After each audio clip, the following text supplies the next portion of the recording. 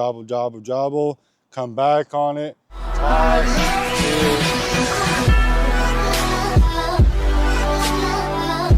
I'm Eric. And I'm Joe. And we're standing here today at the beautiful Del Norte Athletic Club. And Joe here is going to take my tennis game to the next level and take me from Joe to pro.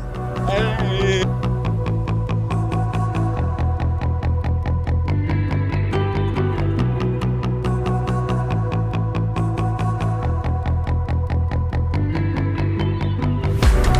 Everybody watching, that's Tristan right there.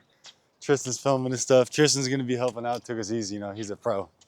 This one, what you're going to do, the pad of your four fingers here is going to be on the back panel of the racket, so right like that. Okay.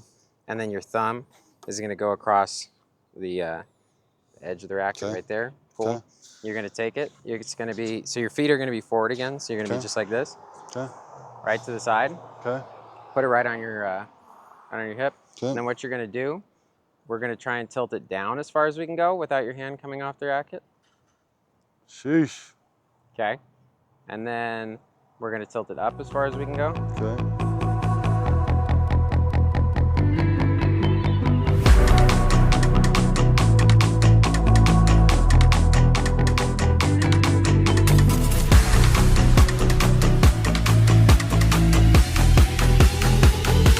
Now we can warm up and we can actually get to it. But wanted to do the testing while we were cold. That way we could really see where we're at. And then that'll help us build out a plan to fix the physical stuff before we actually move the needle. Translate. Okay, so first thing that you're really gonna do in any warm-up is you're gonna do some sort of, honestly, the best thing is just to do a really light jog. Some people like doing jump rope, some people like doing jumping jacks, whatever, but a light jog is just the best way to kind of get your heart rate up slowly. I didn't expect to actually go over this today, but I think it's kind of a cool subject because I think people screw up the warm-up a lot, right? I think that you get people who are rec players and they don't do a damn bit of warm-up. No. They just straight. And then they're like, oh, dude, my bad. I missed my first 5 shots. I'm like, yeah, because you just got here and didn't do no warm-up. But then on the other side, you get, higher level players where the warm-up's like an hour and a half long and the dudes are tired when they're actually getting out on the court. So I don't know if you've seen that in basketball as well, but it's kind of funny. It's like the right balance of making a warm-up something that's actually a warm-up. Yeah. Like you're getting your body warm. We're gonna go through this warm-up. This is a dynamic warm-up to do before you're playing tennis. This is pretty specific to tennis. We can just work on the ankle rotation. So we can just hit like the 360 where we're just going around in a circle like that.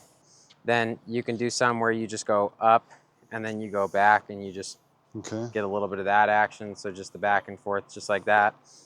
Stretching both sides of the ankle, so just going up and down. It depends how much you want to do with your warm-up. So not every one of these you have to do with every warm-up, but these are just good things to add in. You can do a series where you're walking across, so you're all the way up on your toes, you keep your legs straight, and you're just trying to get those ankle, the muscles in your ankle, those stabilizers. You just walk all the way across to the double sideline over here.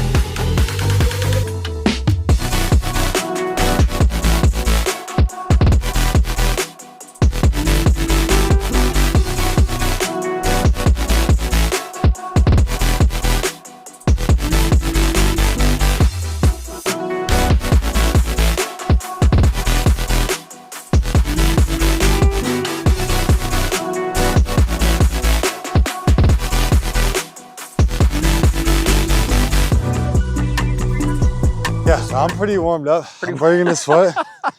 I'm ready. I'm good to go. I feel like I'm good to go. I'm good to go. Let's do it. Good to go. So toss feeding forehands and backhands. Okay. We're just basically right now we're taking a look at what it looks like. I got to turn more. Okay.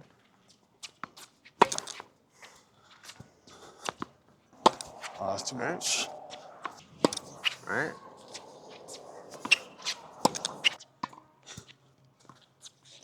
Serve time.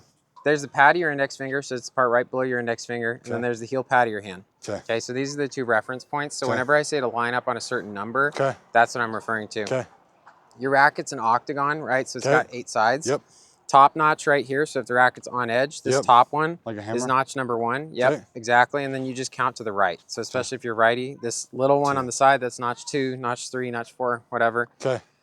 Those 2 points, so both the bottom part and the top part, are going to line up on the second notch of the racket.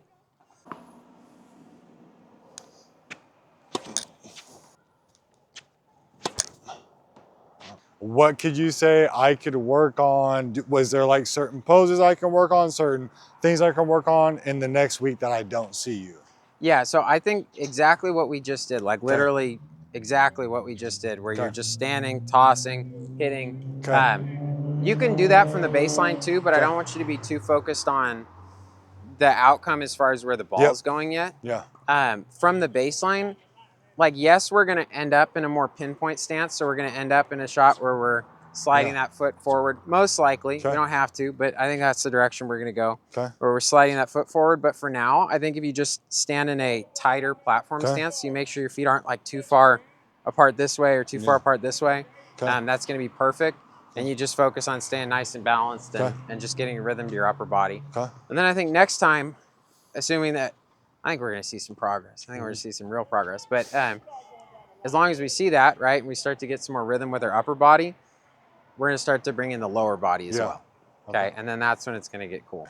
How was it? I thought it was good. I mean, like, obviously. So here's the thing. You can get taught all this from somebody, but if you don't put the work in for it, it means nothing. Like, if you're only doing it once a week, if I didn't do anything all week long until I saw Joe again, you're not going to see improvement. So I got to use the homework that you've given me, the lessons and the pointers that you give me, and apply it during the week. And then when we get back, then we have a better baseline to work with. Yep. Yeah, exactly. Yeah, the more you can do it, the more consistent you can be. And like, obviously, people watching, like, there wasn't a ton of movement around other today unless we were doing like the ground stroke stuff, but like, that's fine, because when we get better, there'll be a lot more moving to do. So you got to get the fundamental stuff down first. Yeah, I thought it was solid though. That's solid. Tristan don't want to be on camera. But yeah, I think it's solid. That's a wrap. That's a wrap.